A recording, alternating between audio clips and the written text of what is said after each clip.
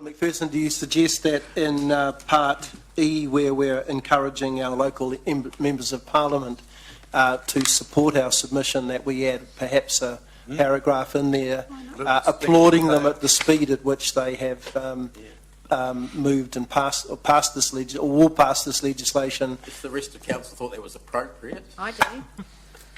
You do or don't? I do. Yes. And who's the member for Epsom, isn't it? Who's the fellow? They've obviously improved since your time, Martin. Mr. Mallett's, Councillor Mallett's. That's our fella. Friend. That's our fella. Let's keep the questions and then we'll move to the debate. So any further questions of Kelvin? All right, well, let's move the recommendation from management, which is on page 4 of the supplementary agenda, and that's items A through to E. I'll second. So have a seconder. I'll move. Seconder. Any discussion or any debate on the recommendation, on the motion? Okay, there being none, those in favour, please say aye. Aye. Against? Carried. Thank you. Thank you.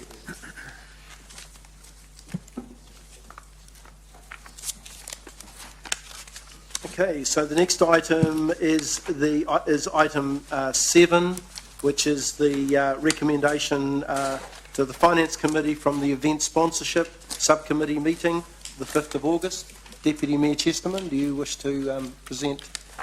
Thanks, Chair. Look, this is just a common sense move. As councils will be aware, we are now only allocating the remaining funds to the iconic events, and it seemed pointless going out into the market to seek a reappointment of 2 members. So what we're suggesting is that Sandra Peake, who is the independent member, is prepared to be reappointed until the end of the current term of council, and given the fact that it will now be very little business for the Events Committee to transact, it just seems a tidy up to make it workable. I'll second. Thank you. You got a question from Councillor Mallett? Sorry, you've got a question? Yes, I have. Sorry. Yep. Okay. Please. Okay. Thank you, Gordon. Just a question. Previously, I think, Gordon, if my memory serves me right, you've suggested closing down the committee. Yes, you're quite right. It hasn't yet been discussed by council. It just seemed to me in our last round of allocation of money, there is such a small amount left. It seemed to me rather pointless to have a committee meeting to discuss allocation of fundamentally a few dollars. When you say council hasn't had that discussion tabled, but I think it is a possibility. The suggestion would have been that the matter be left with the General Manager, Sean Murray, to make decisions, but major decisions should of course come back to full council. But I haven't pushed that. We're quite happy to continue to operate and monitor for the rest of this term. Thanks, Gordon. Just you said there's very little money left, so there's some money in there, but it's all allocated to iconic events, or what do we call it? So what's left over? What is the amount? What's the discretionary amount left? Well, I think I'll just check with Sean. It's $225,000 per annum. Okay, so that's the stuff not allocated to the balloons, etc. Yeah, well, the key events are the Gardens Festival, the balloons, and the Christmas Okay. Trust.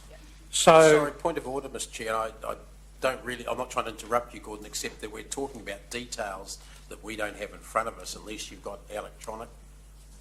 The electronic link. Yeah, which anyone with paper copy, which is almost everyone here. So, I mean, it's just getting a bit difficult to follow what we're talking about, because it's not, the only thing that I thought we were going to be talking about today was the appointment of the other member. I mean, I agree with all that, so I'm just worried about the process here. Okay. Actually, sorry, Dave's right. All the recommendation today is simply as it is. I was just wondering what we're going to do in the future, because it says to be that Sandra will be a member until the end of the triennium. Then, of course, the natural thing is what happens then. And I'm thinking, is that when we address the whether this thing continues on or not? Yeah. Councillor McPherson's quite right. We're introducing a whole new, wider debate, and this probably isn't the place to have that debate. I mean, basically, the effect of the recommendation is we have a requirement for 2 external members. We're saying under the current situation, it should be reduced to 1, so we don't have to go through that whole process of calling for applications, expressions of interest, when in fact there's so very little work for the subcommittee to do. I'd be pleased to have a discussion at another time on the more broader issue of whether the events committee should remain in place. Any further questions? Yep, Councillor Forsyth. I would actually like to know, and the Deputy Mayor did talk about the Gardens Festival, the balloons and the Christmas Trust. Probably is out of order, but I actually would like to know a little bit more about it. It's not actually here on the page. Are there any other events that I can't remember what the other iconic events are? I thought we discussed this at the last finance meeting, and this was only the part that was brought forward. I think that's in line with Councillor McPherson's recollection. Yeah, I'm just asking the question. I mean, if I can't find out what the answer is, that's fine. I'll go away and look it up. No, we do need to know where it's coming, though, and I think that's the point, one of the part of the point that Councillor Forsyth. Where is it going to be discussed? All of that stuff. Okay. Just coming up. So in future, if we're not strictly talking about the stuff that's on the page, it's not going to be allowed. Yes, if I may, there is a 6-monthly report that comes from the Event Sponsorship Subcommittee to this committee, which will update members on where the funds have been dispersed. But, sorry, and this is sort of where I would agree with Councillor Forsyth maybe. At the last meeting, it was identified that there was a small portion left, and as Gary has asked, the Deputy Mayor was sort of asked what was making comments about it, how he thought it should be handled and what should be done with it.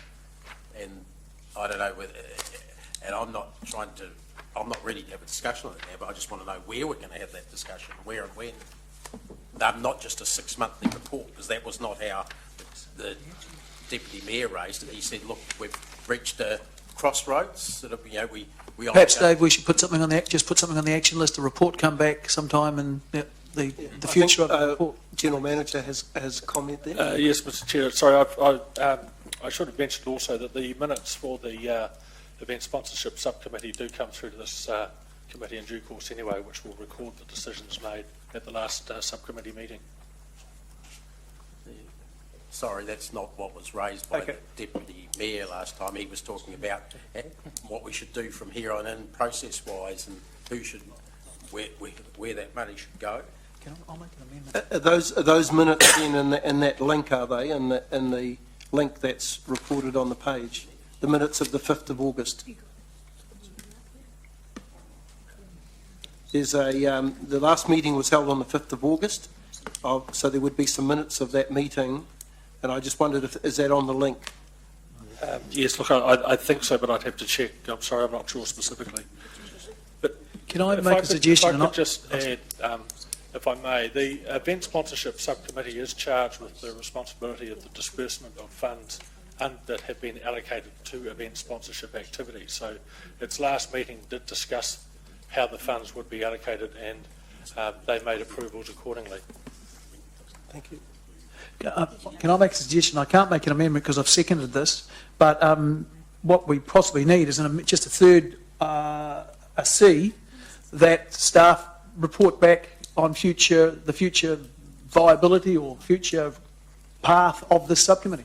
At the next finance. Yeah, at some date, yeah, I mean, and at yeah, that's right, and an appropriate time.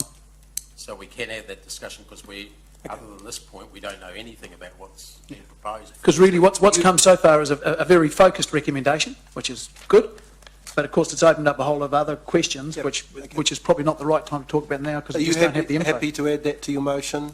And Yes, it's turned into quite a complex discussion now, but look, there is a report coming to council covering off the last meeting on August the 5 when we allocated the remaining monies, and there is a decision for council to decide on, and that is the ability to allocate a surplus that had occurred from the World Cup Soccer to the 3 remaining iconic events. And so there was a decision made to make an allocation, and we're asking council, when that report comes to council, to agree or otherwise that the surplus from that fund could be distributed to the 3, which will then allocate almost entirely the amount of money available. So someone was saying just before, through you, Mr. Chair, that those reports are supposed to come to this meeting, not to the Finance Committee, not council. Isn't that what's the delegated pathway? Councillor Mallett suggested a C, which was staff's report back to a future, on the future of the subcommittee to the Finance Committee. I would suggest, given the Deputy Mayor's comments, that perhaps council would be appropriate. Well, sorry, but, either if the delegation of that subcommittee is to report back here, that's where it should come. If it's to report directly to council, I don't even know why we're discussing this here. Yep. So it's either one or the other, it can't be both. so is it coming to council, and is it coming to council next week, or is it appropriate that it comes back to this committee? Look, I'm sorry, I can't recall the delegation for the event sponsorship subcommittee, whether it comes to Finance Committee or directly to Council, but it is going to be on the next schedule to come through to whichever of those committees. At the last meeting of the... Is there anyone in management that does know where it's delegated? The event sponsorship subcommittee is a subcommittee of the Finance Committee. Right, comes here, doesn't go to council. Okay. In the first instance. So if we add C with the mover's permission to report back to the October, is it 22nd Finance Committee meeting, which is the next meeting? And those groups would like to know, presumably the one that's happening at Christmas would like to know where they're getting funding before then, the extra funding, wouldn't they? And if it was on August the 5th, why hasn't it come here? That decision. I mean, what's it now? The 20, what are we on, 19th? 20th. So that was over 2 weeks ago. We have we have committee minutes that come within 2 days sometimes to council. Excuse me, Gordon, would I be right in saying that those allocations have already been made? I think that's the point. The point is that there are 3 events that, call them iconic or whatever you want to call them, that have got a lock on that money. And the issue is that there's only a little bit left that's discretionary. I guess the discussion is how long those iconic events should have the lock on that money. But No, you've raised a very good point. And just to explain that simply is that at our last meeting on August 5, we approved an allocation of the money we knew it was safe to allocate. So we have made that decision. However, there is a surplus because the 3 groups applied for more than what we could provide them on that base pool that was sitting there. So we are asking council to allow us to distribute the surplus to those 3 groups. And that's a decision that we weren't prepared to take, that any surplus should be decided by council to retain the surplus and the overall pocket of money, or to agree that the money could be split between those three. Now, the three groups themselves have a clear understanding that there are two tranches of money. The money that we've approved, as we would in a normal way, but there potentially is an additional amount, absolutely conditional on whether council approves that. And the point is that that should have come to this meeting, because that meeting is it reports to this, it's a subcommittee of this, and there was plenty of time to do it in. And if they're waiting on a decision on that, why, Chief Executive, why didn't it come here? It's just a question of the chair. Is there some urgency in getting a decision made insofar as these groups are concerned as to how the surplus is going to be dealt? I think I would probably prefer, and I don't understand why it isn't here, because I have signed them off. I would hope that it would come to the next meeting of council, because I think there is a sense of urgency in allowing these people to plan for their events. I mean, the Christmas Trust will be into a fully blown planning stage, as will the Gardens Festival and so on. So I think there is a sense of urgency around the issue of the surplus. Well, if I could say, Mr Chair, on the process, that, I'd take the word of the chair of the subcommittee there, absolutely, and that's what I'm hearing from a member of the subcommittee too, but, and why the hell didn't it come here? Why wasn't it put on this agenda? And I mean, it's really messy, this whole discussion. Issues are being raised that aren't on the agenda, and things that should be on the agenda aren't on the agenda. Can I suggest that we get this organised for the next week's council meeting? Yeah. That we have. If I may, Mr Chair, it is. It's on the next council meeting has a report coming to it, which is a wrap-up report for the FIFA Under-20 tournament, and as a part of that wrap-up, we'll be identifying that there has been a surplus that's come out of that event, so we underspent, and the recommendation in that paper is that the money that was underspent by council be redirected back to the event sponsorship fund. Because the report is coming to full council, the subcommittee did discuss the surplus and agreed that the decision on the surplus should be part of that FIFA report where the money was identified. At the time of the event sponsorship subcommittee, we still didn't have a final reconciliation of what the surplus would actually be, but now we do in time for the council paper that's been prepared. Okay. Is that a satisfactory outcome in terms of getting this? It's a satisfactory cleaning up of the mess. I mean, seriously, it's not hard. The Chief Executive found within 30 seconds that committee's supposed to report here. It's reported here, as far as I know, in the past all the time. There was time to organise it, should have happened. And now people are floundering around working out where it's going to happen. We're being told half of what's verbally, half of what's in a report next week. And that, it sounds like if that's a report, it should be a report back to the committee who allocated the money, which is the event sponsorship subcommittee. And that then should have come back here. So, this is not a good way to do business because we don't know where we stand. I've got people around this part of the table saying, well, what actually are we discussing today? I'm trying not to discuss that issue. I'm trying to discuss the process that we're following. And I thought that's why we had delegations. I have no idea why management have sent all of that stuff direct to council. Right. Because what did come through, even the stuff that the general managers talked about before, Mr Chair, did come through this committee in the first instance. I can recall the discussions on some of it. Thank you. Councillor King? I'd like to move an amendment. As more information is required, item 7 is deferred. I'll second that. The recommendation in item 7. Well, I thought that the recommendation had already been moved. if there's some urgency, isn't it? Shouldn't or couldn't we perhaps look at adding C onto the recommendation? I'm sorry, Mr Chair, but I have no understanding of what this report's about. I'm not part of this committee. I've walked in here. That's the only information I've got. When I look it up online, it refers to some minutes from the 16th of March. I am not privy to the information pre this meeting, and there isn't information here that I feel I can confidently vote on to support it. Sorry, Chair, I just want to question democracy, because this isn't a delegated authority to a committee to appoint people onto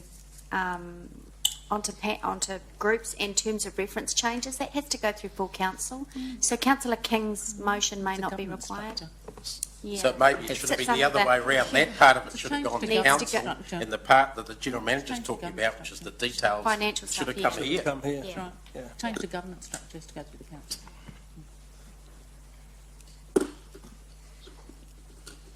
So that recommendation can...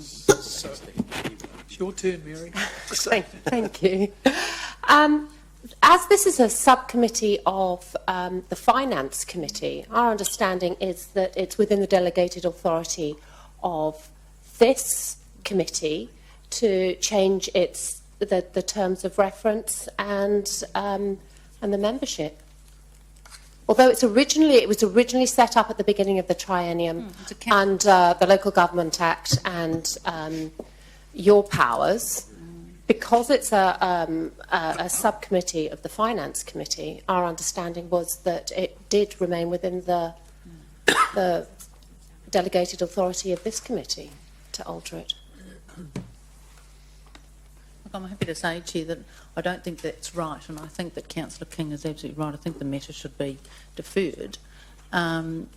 Changes to the governance structure, whether it be terms of reference or subcommittees or whatever, that's a council decision, and that comes, all of us sit on the council and we make those decisions. So as I read this recommendation, and apologies I haven't been in the full conversation, but this is a recommendation from a subcommittee to change their terms of reference, so therefore the way they operate.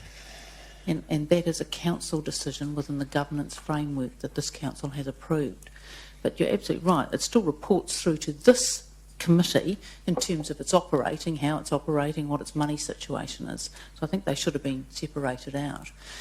Now, there's something on the council agenda in a FIFA report next week, as I heard. Well, I would have thought that it would be a separate report, not contained in the FIFA report, because it's a separate matter. So that's the first thing. And the second thing, if this is then deferred over to be dealt with in the council, I think that would be appropriate. So I think Councillor King's suggestion was probably the correct way. Well, I take what democracy says. I don't agree. It's a change to the operation of a subcommittee set up under the council governance structure, and therefore it should go to the council. Thank you, Your Worship. All right, so we'll take Councillor King's amendment. It's actually that's a procedural motion, really, isn't it? So that takes preeminence. That's the motion. That becomes the motion in the first instance. Okay. So can you just give us that the wording of that? As more information is required, item 7 is deferred. Thank you. To the council. Deferred to the council meeting. So both council meetings. And shall we make that the council meeting of next week, which is the 27th? Yeah. So it's very specific. I have a seconder for that. Please, seconder. Thank you, Councillor Crean. Any discussion on the motion? Just a question, Julie, Your Worship. So it does sound a little bit strange to me that a subcommittee that is under the auspices of this committee, you're saying that... Well, that's a reporting line. Okay, this so is a change to structure. It's a change to structure. Okay. Yeah. And I think there's a big difference there, and I think that's what Councillor McPherson and Councillor King have identified. I mean, it's like, I'd love to change the delegation of CCO, as you know, but I couldn't do it here. I'd have to go back to full council. Yep. Oh, okay. You know, so I mean, and it's just, it's not a biggie, but yeah. Okay, is there any discussion on the motion? If not, those in favour, please say aye. Aye. Against? Carried. Just a point of process, we did have a motion with a seconder on it. But this became the we just got- procedural motion. That goes there Okay. as well. So then does that have to be recorded that Gordon and I withdrew our motion? Effectively, a procedural motion overtakes whatever motion is on the table. Mr Chair, could I ask through you, it's the point that the Mayor has just raised, that a report on FIFA is one thing, and perhaps the report on the operations issues from this committee is another thing, and there should be two Separate reports. Next week. Because there are, while that's part of it, it's not the whole issue. Yep. Understood. I'm sure the Chief Executive will understand that. Okay, so let's move on then to item 8, which is the recommended dates for reports to be presented to the Finance Committee. Also move that the report be received. Have a seconder for that, please. Councillor Freeman. Any discussion? Those in favour, please say aye. Against? Carried. Item 9 is the 10-year monitoring report. Ask the CFO to speak to the report. Good afternoon, Your Worship and councillors. The report you have in front of you is the full year monitoring report for the 2014-15 financial year. These results are still subject to audit. This means that changes are possible, but these are becoming less likely as time progresses. I'm aware that the auditors have finished the majority of their work, but are still looking at the assets in particular. That is the last stage of their audit, effectively, before they finish their field work. At this stage, they've signalled no significant issues, and we're not expecting any to arise over the next couple of days.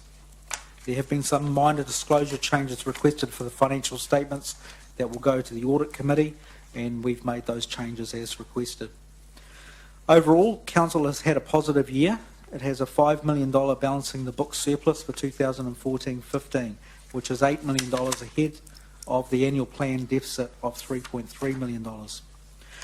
Effectively, this will mean that Council will make a surplus, balancing the book surplus, for the 12-year period, starting from last year when we made $1 million surplus.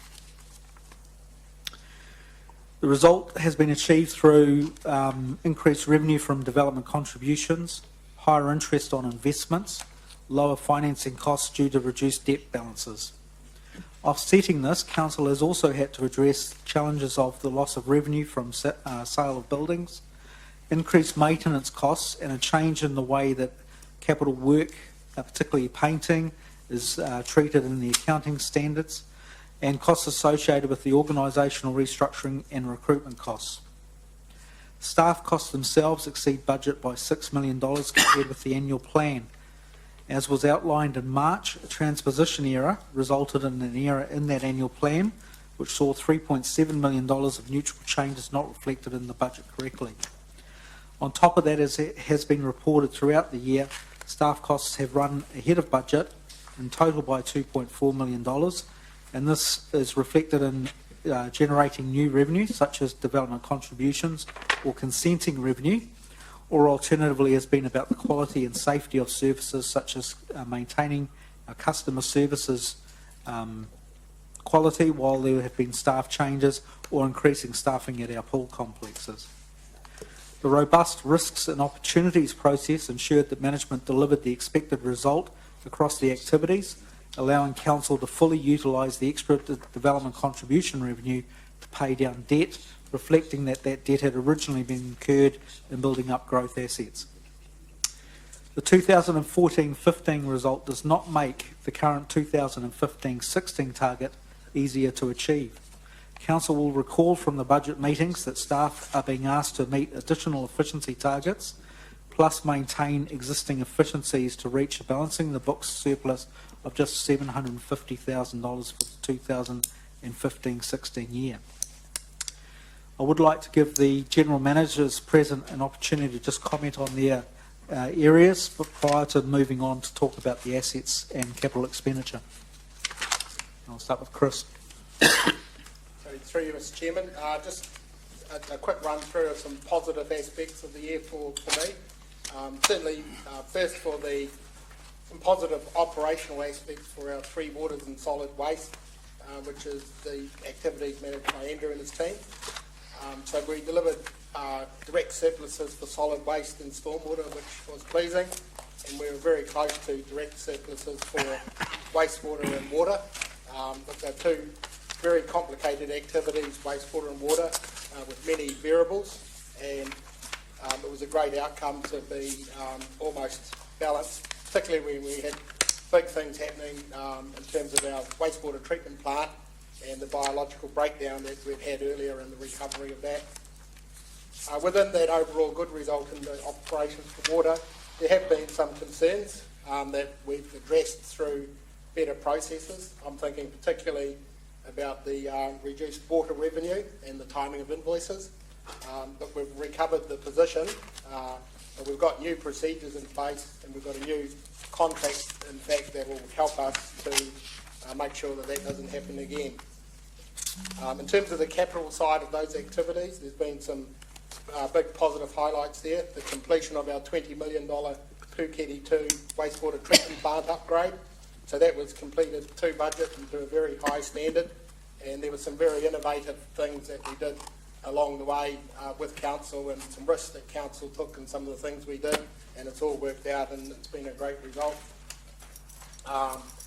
We're underway on the $20 million Rototuna reservoir. It's a very much needed piece of kit for Hamilton in terms of continuing to supply water to the city. It does require a deferral of capital expenditure, but that was largely because of some value engineering we did to preload the site rather than piles and overall cost savings. I guess the last sort of highlight in that capital for the water business was we've completed the chlorine scrubber, so council will remember that urgent issue that came up in terms of health and safety. We reprioritised other projects and found the capital to do this project in a very quick manner. That kit is about to be commissioned, so it's been successfully installed, and we're in a much safer position in our treatment plants now. So that was a real highlight. One challenge in the water space business is our ICMPs, or our integrated catchment management plans.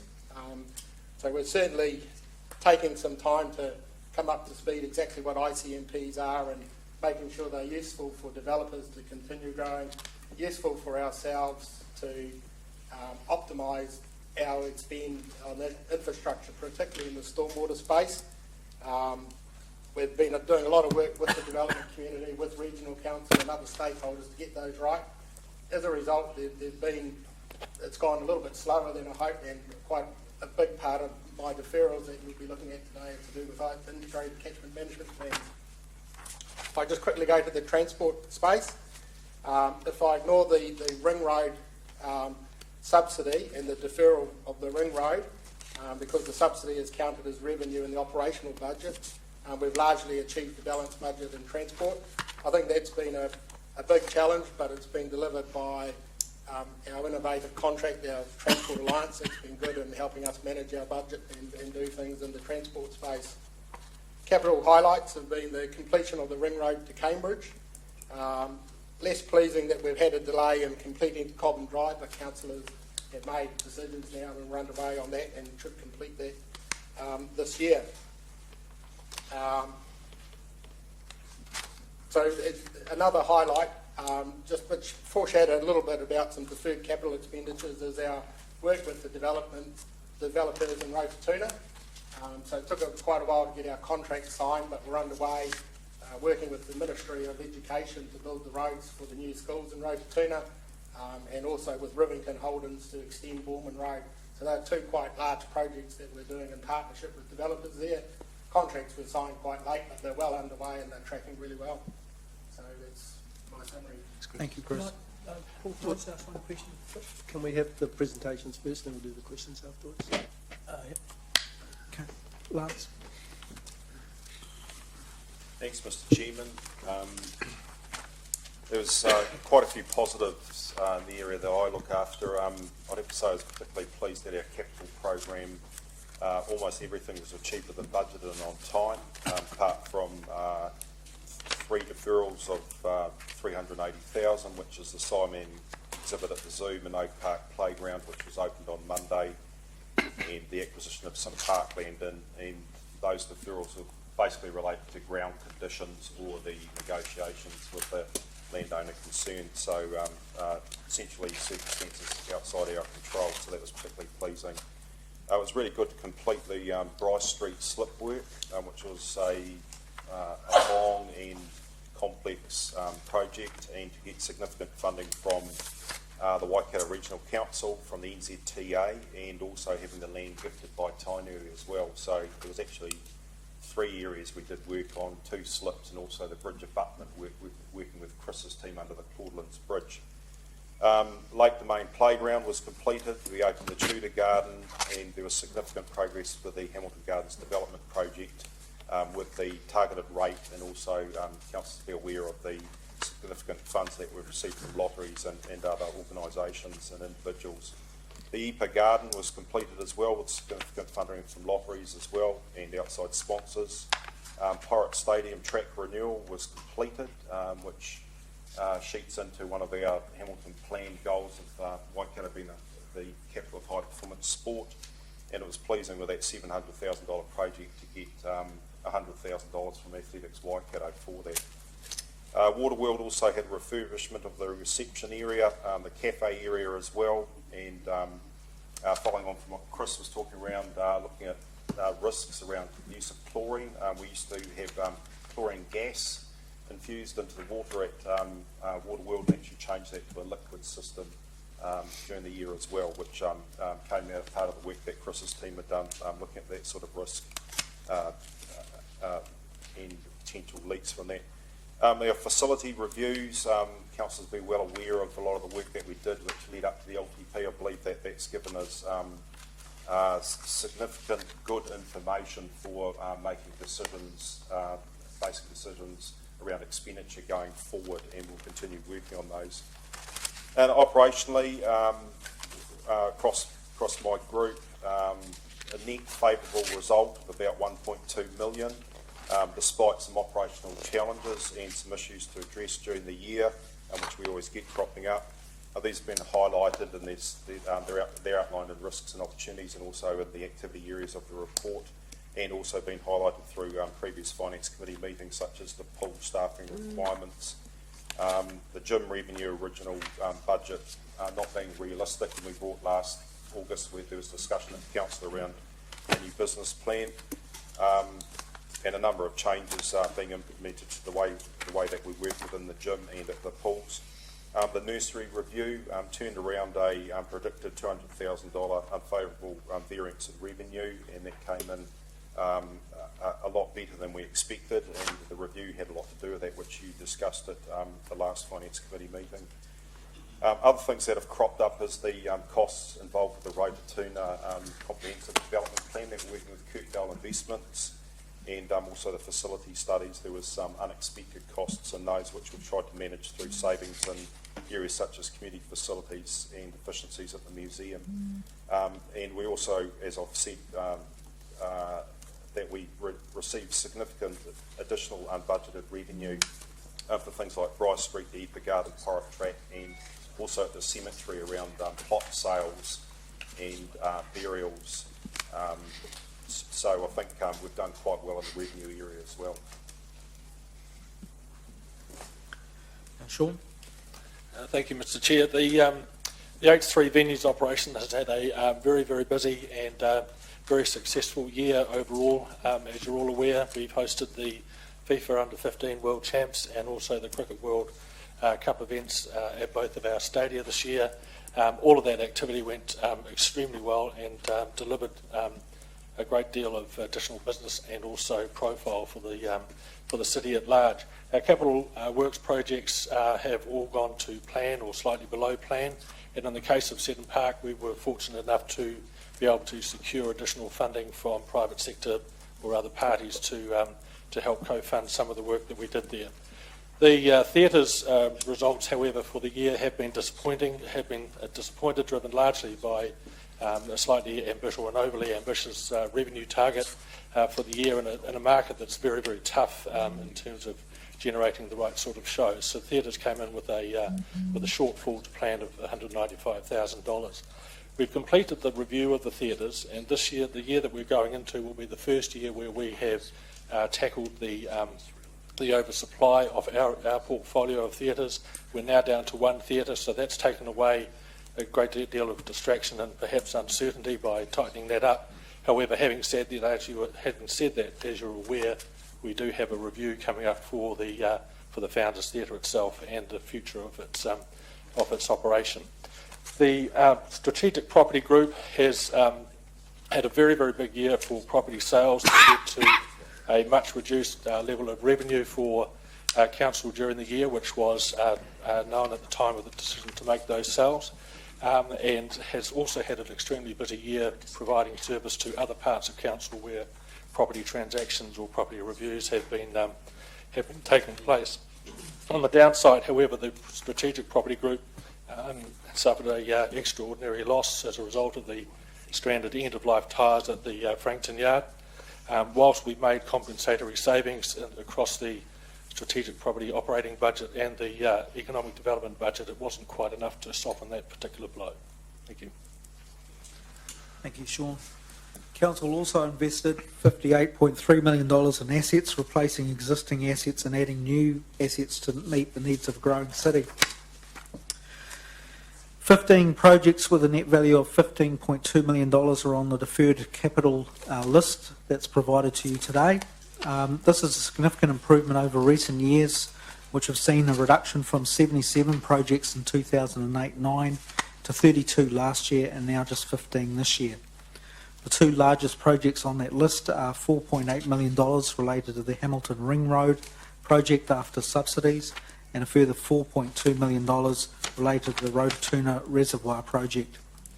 I'm pleased to say that capital expenditure has already started well this year, with preliminary figures supplied to me today showing that $3.6 million compared with $1.9 million last year has already been committed in relation to those projects. The accounting surplus is $8.5 million. You will recall that that's a less conservative figure than is used in the balancing the books. Total overall debt is $368 million. This is about $50 million less than the approved annual plan. Significant contributors were the opening figure from last year, revenue from asset sales, the deferral of capital projects, the favourable operating surplus, mostly driven by development contributions, and a small movement in the working capital. That includes repayment of debtors, where we see sundry debtors, for example, substantially ahead of the year before. I'm happy to take questions from there, Mr. Chair. Thank you. Thanks, Paul. So, ask for questions. Councillor Mallett. Paul, on your starting commentary, you talked about higher interest rates on investments. Interest rates haven't been high, so presumably our investments have been higher, haven't they? That's correct. So we have a number of asset sales that were within the municipal fund, for example, where there is additional income as a result of those balances being higher. So the investment income is higher, but of course we have the offsetting one, which is they do The not rental earn loss. the rental loss, Okay. which was one of the challenges that we had to make during the year. Okay, thank you. Just on Chris's commentary,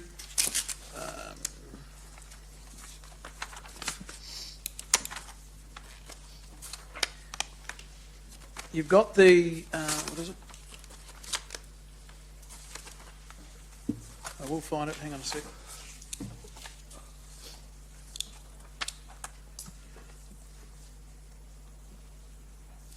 It's here somewhere. You had, Chris, closed landfill maintenance. So on page 51,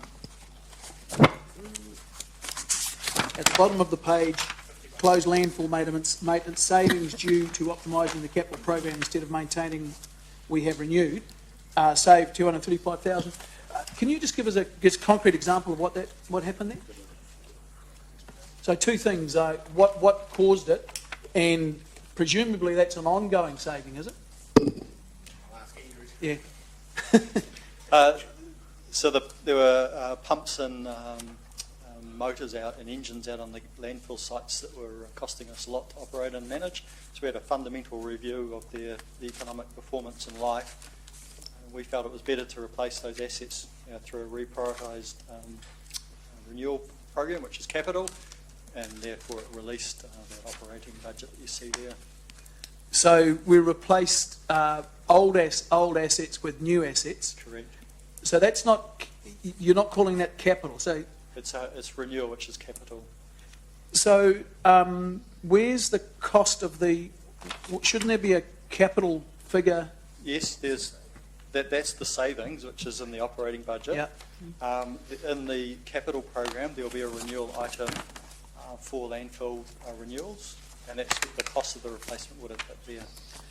But why didn't the capital come on the risks and opportunities? This thing shows a operating upper and under and over, and a capital under and over. We had a full renewal program, Yeah. and we've simply reprioritised that program based on the needs. Okay, so of the it's not an additional capital spend; it's No, a it's reallocation not of the additional. capital It's spend. definitely not additional, no. Oh, that's great. Thank you. Okay. Let's get back to where I started. Just on page 30, paragraph 34.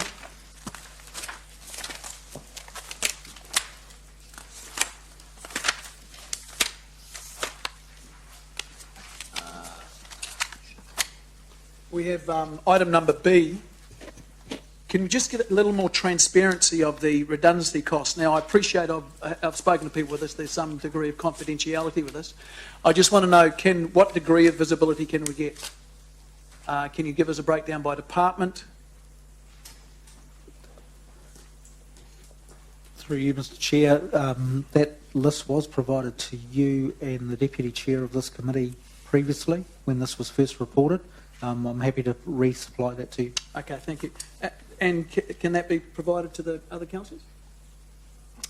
The reason it was only disclosed to the two of you was the fact that there was some confidentiality around the individuals that were listed. I can provide a summary to councillors. Okay. So, sorry, confidentiality to some council members but not others? I haven't really come across that as being allowable before. It either is or it isn't. Confidential, it's not confidential for some but not for others. Could I have a comment from the Chief Executive or something on that process? No, I think the answer is that that's not correct. Please circulate the information to all councillors. Yes, Thank That's you. correct. Okay, thank you. Thank you. Yep. Mr Chair, I just raised on that point. Could you confirm if that's ever occurred in the past, and if so, will you circulate information that you've selectively given to other councillors and not the entire elected member? That is the only circumstances where that has occurred that I'm aware of. And from me as well, I make it a habit of circulating everything to all councillors. Make sure the others do too. Okay, thank you. And this one's just a point of illustration for existing councillors. It's not a question. No, just Can we leave that for the debate? We'll stick to questions. All right, okay. Questions now. Page 38.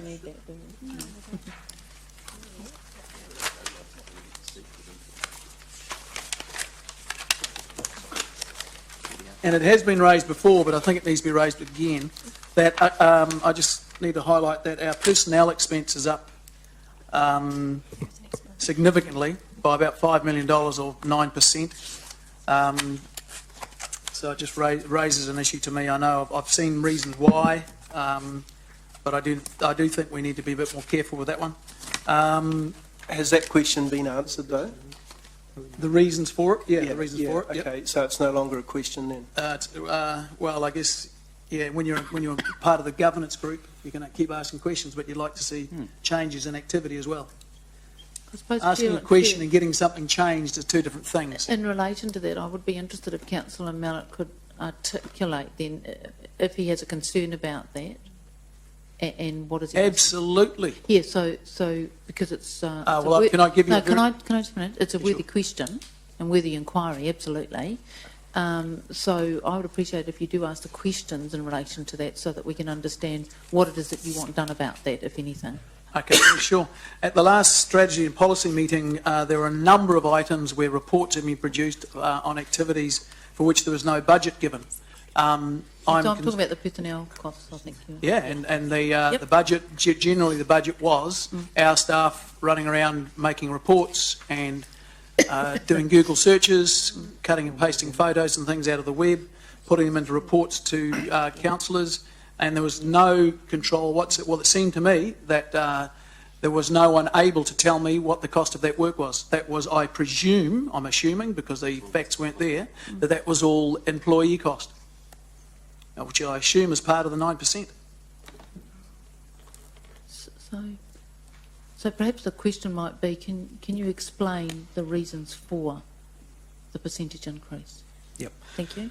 So the 9% increase that Councillor Mallett has referred to, or the $6 million above the annual planned budget, was broken down into two things. One was changes that were supposed to be reflected into the budget last year, $3.7 million, and $2.4 million, which has been reported throughout the course of the year in relation to increased activities, particularly consenting, development contributions, and other activities like that.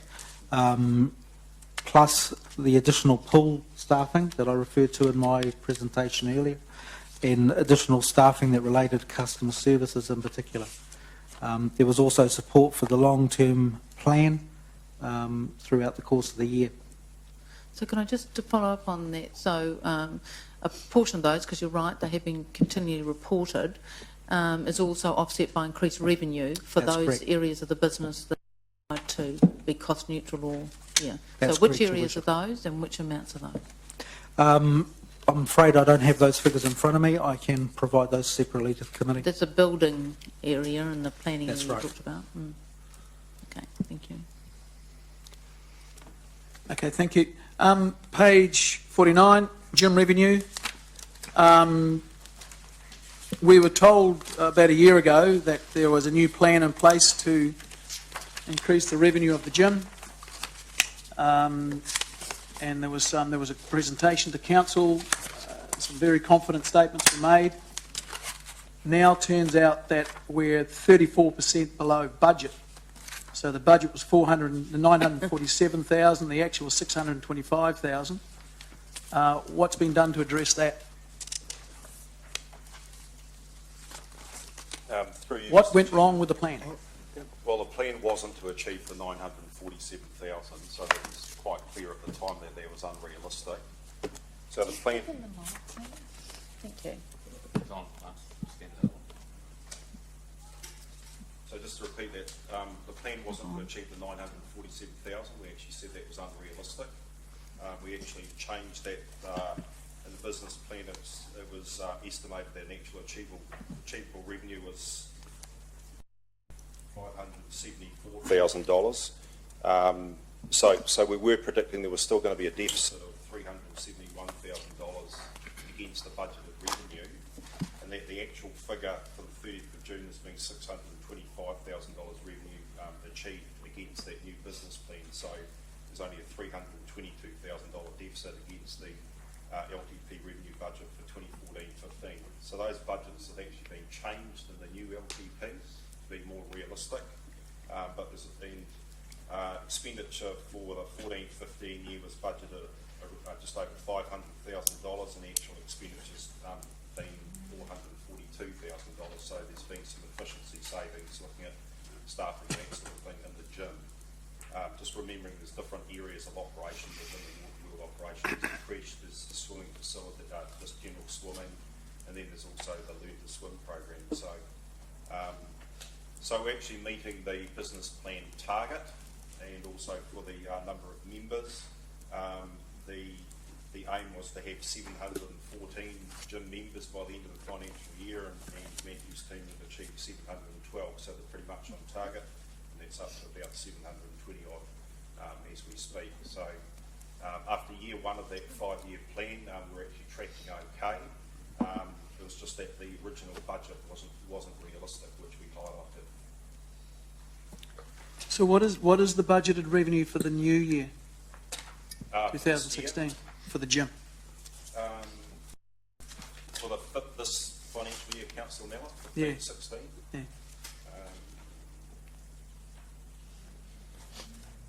645,000. So we actually did 625, and you think we'll go to 645? Yes. Okay, thank you. So in the business, I'm happy to talk to you offline about it. We have targets, obviously the number of members, and then that transforms into the dollars. And we have different membership packages and that sort of thing. So happy to take any councillors through that offline if they so wish. Okay, thank you. Further questions? So I just might, Chair, if I could, I think it would be timely perhaps to have just an updated report, possibly at the next finance meeting, just how that's going, because Lance is correct that the council signed off a business plan to, I guess, reignite or reinvigorate the gym, and we made a commitment to continue the gym activity because it was a revenue source to offset operating costs for the pool. So I think it is timely that we have a report just how that's all tracking, because it did have targets, KPIs set in it, which we approved. So I wonder if we could... So happy to do that, Mr Chair. So for the October 22nd Thank you. So meeting? Matthew and I can put that together. Thank you. Just to remind councillors that last year the gym actually provided $190,000 to offset the other costs at Waterworld. So that was the net profit, for want of a better term. Okay, thank you. Could I ask for that to be captured as an action, democracy? Yes, yeah, thanks. Councillor Forsyth. Oh, on the same vein, really, I was interested, and it would be part of that report, interested to see that there were higher visitor numbers and increased health and safety requirements and a higher requisition of staff. But I didn't get a sense of what the increased income, if at all, came from those higher visitor numbers. I understood there was a cost associated with employing extra staff, but I didn't really get an idea of any extra income, if there was any, due to the higher visitor numbers. So if that would come in as part of that report too. So we can report that back. So Yep. there's is that all? It's not.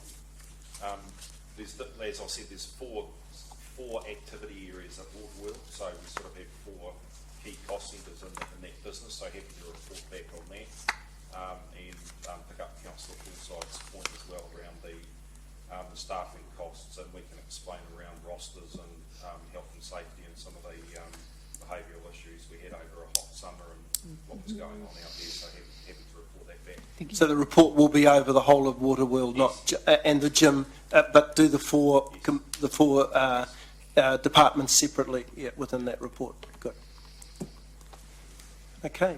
One more question? Yeah, page 57, finance and favourable operating costs. So just wait to get to page 57. So it's the first item under finance, shortfall of 352,000. I've been advised that it's compromising a number of one-off costs that won't reoccur. These include the long-term project, the long-term plan project, which I do remember us, staff having to come back over Christmas and that because we asked you to start again. But it also says here the rates review is one of the reasons for that. Did we not budget for the rates review when we set our annual plan for 2014? Yes, we did. And I'll respond to this because I think I've got the right facts in my head. I think we had budgeted on $200,000 to undertake the rates review, and I think it came in over that by about $50,000 thereabouts. But I can get the actual amounts and confirm that with you. Okay. Right. Okay, so there was a budget for the rates review, but it wasn't quite sufficient.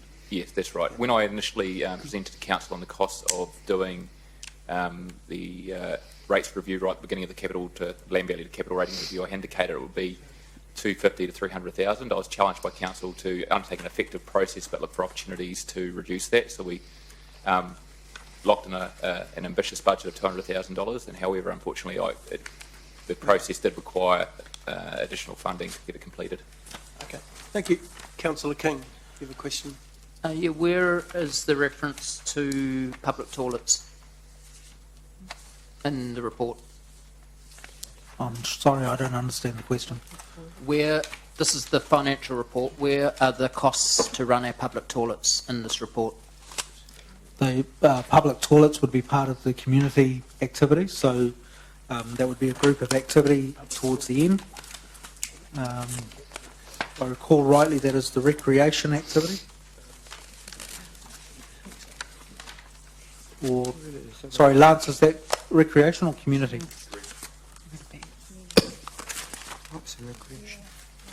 So public toilets would be included in arts and recreation. On which Can you page? Page 64.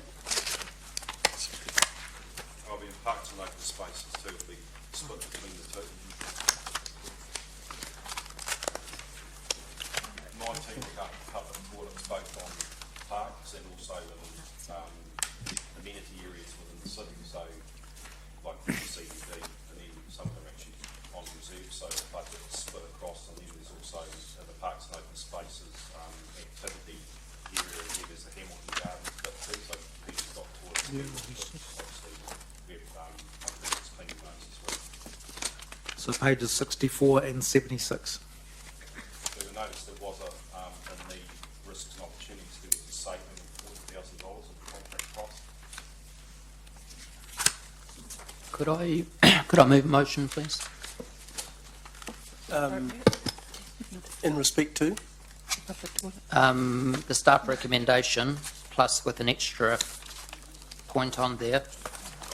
I'll just wait till should we cover off the questions first, and then we'll come back to the recommendations from management. Fine. You got one more question? Yeah, just page 69, the Claudelands Event Centre. I'm not sure what year it started operating. Was it 2009 or 2010? Oh, sure, no. It's, I think, midway through 2011. 2011. Yes. Thank you. I see this year the actual loss is $9.5 million. The previous year it was $10 million. From memory, the year prior to that was about $10.5 million. Can you bring could we get a report, please, of the cumulative losses? We can get that number calculated for you, yes. Thank you. It just In seems... democracy, if we could just record that as an action, please. Yeah. So, so far, just for the last 3 years, our accumulated loss is about 30 million. Would that be right? If you just simply add up those yes, look, roughly speaking, yes. Okay, thank you. All right, any further questions? All right, I'd like to put the recommendation from management that the report be received. This is a recommendation on page 28, that the report be received and that $21 million of capital expenditure be deferred into the 2015-16 financial year. Do I have a second? Should we take your motion as an amendment? Fine. Okay, so I have a seconder for that. Thank you, Deputy Mayor. Now, would you like to put forward an amendment? Yeah, that the staff report back on the removal of the toilets due on the corner of London and Victoria Street due to the negative social issues, specifically the second murder there in the last 2 years last week. I'm so sorry, Chair. I don't recall any questions being asked about that. My understanding is that that's being looked at right now. Mr Chairman, that's already at hand. So Yes. we have the toilets closed as we work with the police and also talk to key stakeholders. We're going to be just looking at the location of toilets in the CBD. What are the consequences if you close those toilets? Do we need to relocate them or not?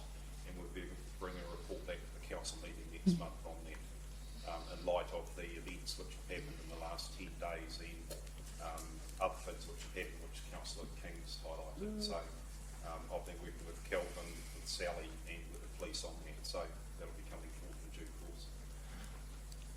Are you happy with that explanation, Councillor King? So those toilets won't reopen until a report comes to council? No, so we've made a decision. There was a couple of reasons for out of respect to the family and also some feedback we've had from some of the local businesses and people who frequent that part of town.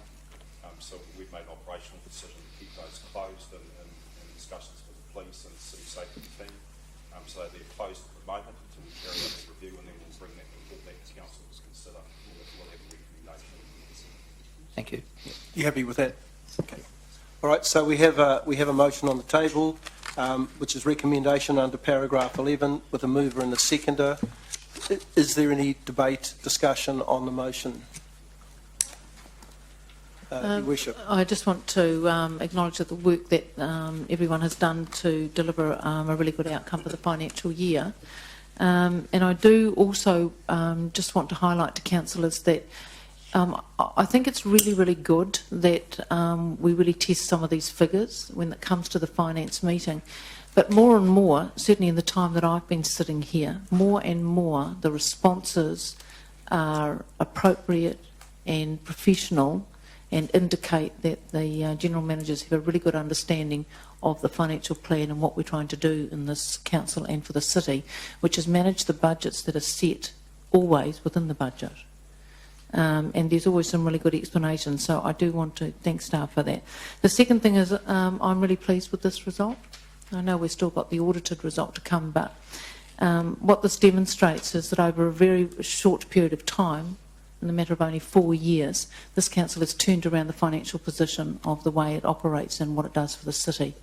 And I think that that's outstanding, because when you think about how difficult that's been and the position we are now in, that means that we can meet the demands of a growing city, and more appropriately, we can prioritise our spending in a way that we should always have done, without having to worry about trying to get back into surplus and things like that. So I think all round it's a really, really good result. So I want to thank the staff for continuing to be ever vigilant on managing the budget. I really appreciate it. Thank you. Councillor King.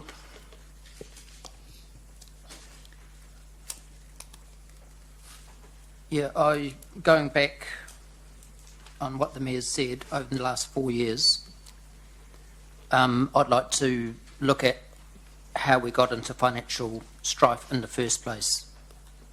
And we know that this was through pet projects, the V8s and Clawlands, voted for by members in this council. Because of the financial mess that followed, our Mayor was voted in on a financial platform to balance the budget, cut expenditure, cap rates at 440 million at the time, and hold rates at 3.8%. It's all very well for this council to be patting ourselves on the back now for balancing the books, but this was only one pillar in the financial plan used in election campaigning. Cutting expenditure was the second pillar of the 4 pillars in the financial plan. This cost many of the council's hard-working staff their jobs following restructures affecting their families, their health, and possibly worse. This pain to our staff was brought on by decisions made in this chamber, while we continue to collect our remuneration, with the lowest person in this room around this table collecting $65,000 per annum. The third pillar was the debt cap at 440 million. We have already voted last month by the slimmest of majorities to increase the city debt level by 130 million from where we are today, affecting future generations, in my opinion. The final pillar was setting rates at 3.8% going forward, locked in for 10 years. This is not something that we should be proud of. Inflation is running at less than 1%, and the Burl indicator, which is the commodity basket, which measures the inflationary cost per council, is close to 2%. And now that we're starting to feel now that this council is starting to feel comfortable financially, this chamber is again talking about pet projects, which will cost the city far more in the future than what it has in the past, and the cycle will start all over again. There is no money set aside for these pet projects in the 10-year plan, but the majority of the members around this table seem ready to put money into such projects. Again, our staff and our ratepayers will suffer in the future for the mistakes this chamber seems determined to repeat. So I won't be voting for this financial result. Any further speakers? Councillor Mallett? Yeah, thank you. Just to give a little bit of clarity on what Andrew was saying there, or perhaps he doesn't need clarity, but add another string to the bow. Our rates this year have increased from last year 134 million to 140 million. Sorry, 134 million. So if you look at page 38 on the agenda, you'll see it. 134 million to 140 million this year. Of that, 5.1 million is as a consequence of the ongoing cumulative 3.8% rate increase. About 600,000 of it is due to the targeted gardens rate, leaving very, very little. About 0.8% of the rate increases as a consequence of growth, genuine growth throughout the city. So just putting in context, what it means is that an awful lot of our debt reduction that we are doing is being achieved by not completing our capital works program, and off the back of our existing ratepayers through that 3.8% annual cumulative rate increase, which I do remind you started off with a hefty 8%er 4 years ago. So, yeah, certainly the ship is much better shape than it was 4 years ago, and Julian, Barry and Richard and the GMs are due some credit for that, but I don't think it's time to break out the champagne bottles quite yet. Other speakers? All right, well, before we put this to the vote, I've just got to... There's two. Sorry. Councillor McPherson, my apologies. That's all right. You'd look down by the time I put my hand up. It was a piddly little hand. Yeah, it was just very discreet. Thank you, Mr. Chair. Look, I think Councillor Mallett's last point was one that I would also feel. I don't think it's time to break out champagne yet, but perhaps for different reasons than the previous two speakers. I don't support this resolution at this point because I am concentrating on what Councillor King called the second pillar, which was the cutting of costs. I don't believe that process has been applied at all equally or equitably across council. I think areas like the community development, community support have been cut at the expense of other areas like Cricket World Cup, where we spent $500,000 to $600,000 on that. We didn't cut that at all. We increased that during the course of the last year, that expenditure, and at the same time there were cuts being applied in the community sphere. There were cuts being applied in terms of employment of staff. People did lose their jobs, as Councillor King mentioned, and I can't in all conscience say that this was a good result when we saw those sorts of things happening and happening in an uneven way.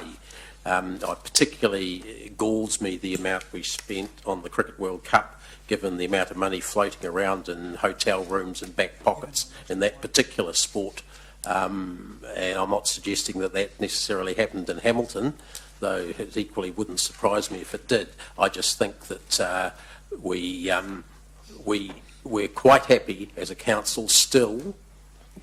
Some of the conversations are very similar to the V8 days. Quite happy still to throw money to some of the bread and circuses type things, but we're not happy to support the small local people out in the community at the sort of level that they should be supported, which is not handouts, it's hand-ups I'm talking about. We're not even giving them that in many cases.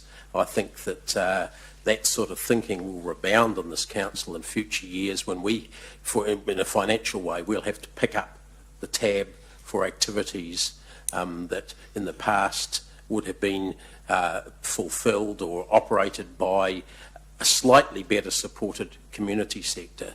So for that reason, I don't think it was a good budget or a good result. Councillor Gallagher. Yes, the motion is to receive the report. To receive the report and to defer and to record that the $21 million of capital expenditure. I'm probably going to vote to receive the report, but and I don't want to sound as though it's a glass half empty. It's always for me a glass half full. But I think we should temper the celebration I certainly won't be opening the champagne. There's a talk about a 3.8% rate increase year on year, which gives ratepayers certainty. Well, the certainty of that is, could Mr General Manager tell me, I haven't got my compound calculation, but 3.8% over 10 years, what would that be compounded if you were on a mean rating situation? Because some will be going up or down because of the shift to capital value. So what's the calculation? So in 10 years' time, when you receive your rates bill, what is roughly a certainty of a rate increase? Sorry, Councillor, like you, I'd actually have to calculate that. So, well, I think that's important, because I think if we talk about the champagne, I think we should actually very clearly talk about in 10 years' time what your rate increase is going to be. That's assuming a mean, because obviously with the shift to capital value, the percentage is just going to be more in terms of some of the properties that are, obviously disadvantaged by that, and there are other properties that will be advantaged by that. So I think that's a degree of temper. The other degree of tempering the champagne and keeping the champagne in the fridge is that in terms of our city debt, we are, of course, heading potentially to $500 million. So those are the sort of kind of things that I'm going to keep the champagne in the fridge. I'll be breaking out a very low alcohol beer, however, to acknowledge all councillors in the previous council. 3.8% would it be? Probably, but yeah, preferably lower, preferably a bit lower than that, but 3.8. And that's going to acknowledge all councillors in the previous council who took the hard yards with the mayor around that 8% correction increase, which was a tough call. I'm going to acknowledge all councillors in the previous council who got and initiated the independent audit review, which was, in spite of what Audit New Zealand had said to us, we had to go out and get an independent review around the V8 project, and give credit to all councillors in terms of the governance side, in terms of the learnings from that. I'm going to give credit to the previous CEO and the staff team for working with us, and we worked with them in terms of making some really hard choices in that previous term. So I think we have to be careful that this is not sort of, aren't we wonderful, let's break out the champagne, aren't we stellar star performers. I think we've done relatively well in some very unfortunate circumstances, and I think we should acknowledge the incredible sacrifice that have been made by staff. And I'm very mindful of good people who are no longer working for us because their positions were disestablished, and that's a temper to me. And I think probably we had, roughly speaking, no choice to get from A to B. So I would say yes, low alcohol beer tonight, champagne awaits some time. Thank you, Councillor Gallagher. Any further speakers? Councillor O'Leary. Thank you. Look, I'm going to support the motion. I didn't hear anyone who's speaking for the motion say anything about champagne, beer or anything else. What I heard was that this is a good result, it's a solid result, and that result had nothing to do with champagne. This is sticking to the financial plan, and I think that for me, who supported the financial plan in 2011, this is a good result, and there's nothing wrong with saying that. And I think that acknowledgement needs to go to the council of the day, and that was led by Her Worship and the staff, and of course that started with, as has previously been said, the previous CEO, Barry Harris. So this is not about corks popping in the chamber. Champagne's very expensive and definitely not on the budget, and neither is low alcohol beer for that matter. This is steady as she goes. So I'm not too sure why you would vote against achieving the financial plan. It doesn't make sense to me why you would do that, especially since we're actually ahead of the financial plan.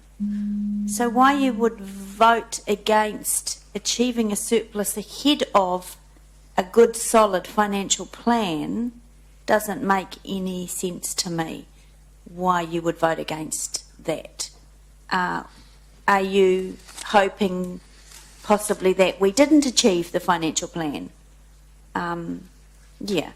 So for those reasons, I'm supporting the motion, and well done to the CEO and the staff and the CFO. Thank you. Thank you, Councillor O'Leary. Just some final comments that I'd just like to make. A primary function of the council in its governance role is to approve an annual budget. And the top of the KPI list for the chief executive is to deliver that budget. It's quite evident to me from the draft results that the budget has been delivered.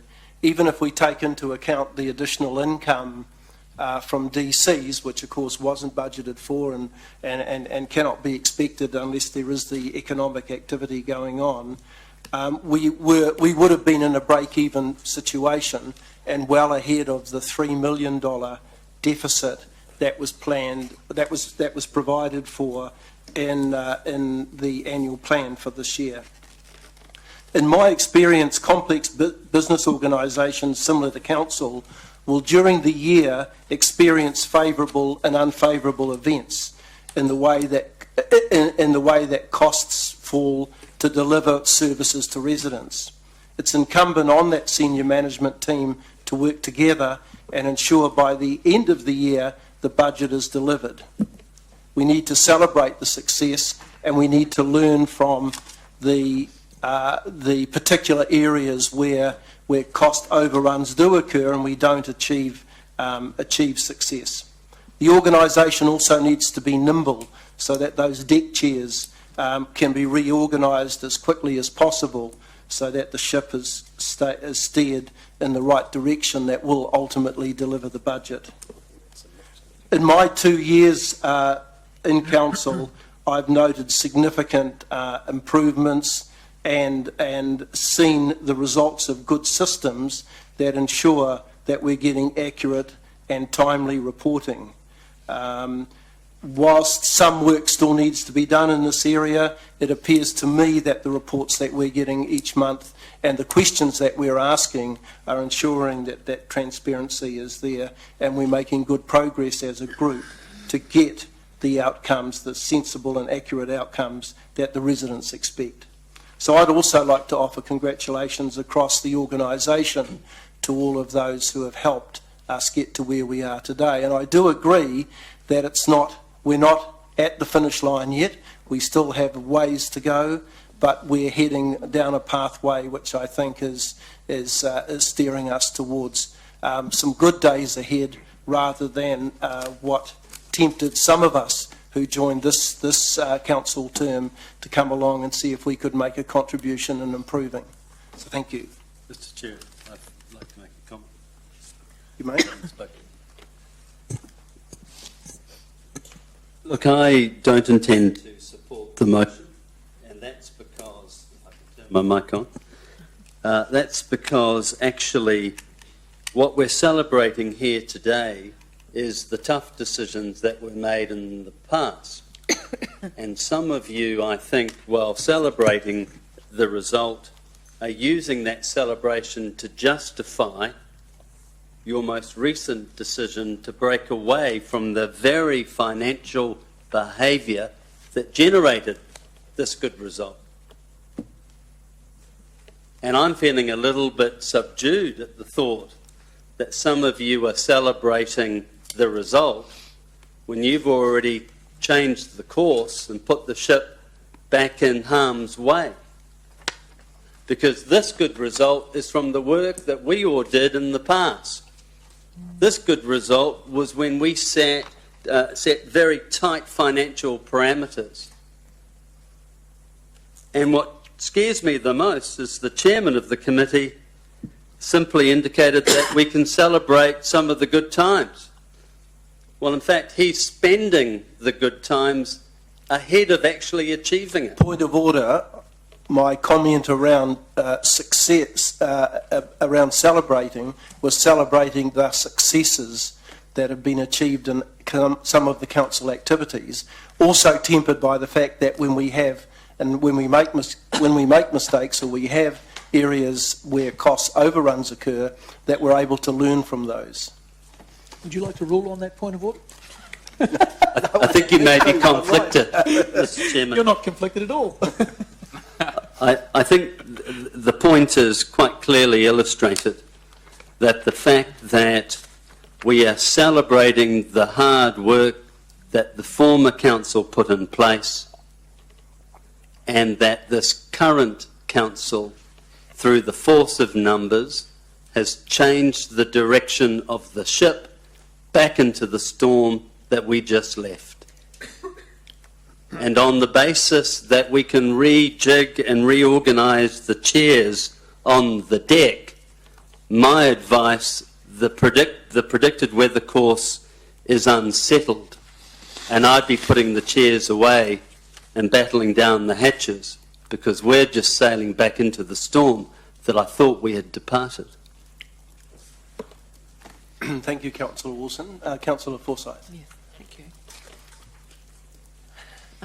I just want to take this opportunity to congratulate the CEO and the staff for delivering on the plan that this council passed a few months ago. I think we're missing the point here. This issue, or this item here on the agenda, is not about whether we're agreeing with the financial plan or not. We've already passed it. We had the numbers. It's got over the line by a slim majority, but nevertheless, this is the plan that this council has agreed to take. So we're not re-debating it. We're just looking at how it's being delivered and whether we've been meeting the plan or not, and we have. Point of so I order, want to take this Mr. opportunity. Chair. Point of order. I think the slim majority vote that the Councillor Forsyth is talking to is the 10-year plan we're just about to start. This is actually not about that. This is about the previous year's annual plan, is it not? Yes, I agree. Okay. Thank you. Yep. Thank you. So this is all about celebrating the successes, and I don't get this opportunity to say very often, but I note that some great savings in the water department. You know, we've got staff members that are working really hard at the coal face or at the water face, saving $762,000 under budget, saving $488,000 under budget, saving $92,000, simply because they're working smarter and they're working towards a plan. So we really get an opportunity to thank staff. We really get an opportunity to celebrate the successes, and we're not, looking at the long race here. This is a step in the journey. And if I was to use the same analogy that Councillor Wilson used, his crew would be weighing anchor. You'd be chucking the anchor down and you'd be sitting still. This is about moving forward. It's about working towards a plan. And we're going well. It's a good start. Thank you. We're ready to vote? Okay, we'll do that by a show of hands. Those in favour of the motion, which is the items under 11A and B, please raise their hand.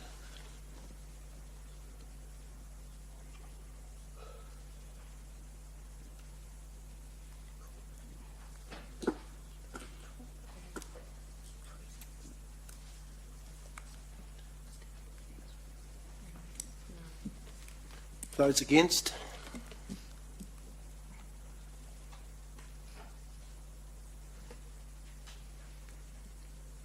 I wonder, Chair, I had some comments after the last Strategy and Policy Committee meeting around the voting, because we're not using the board in the chamber.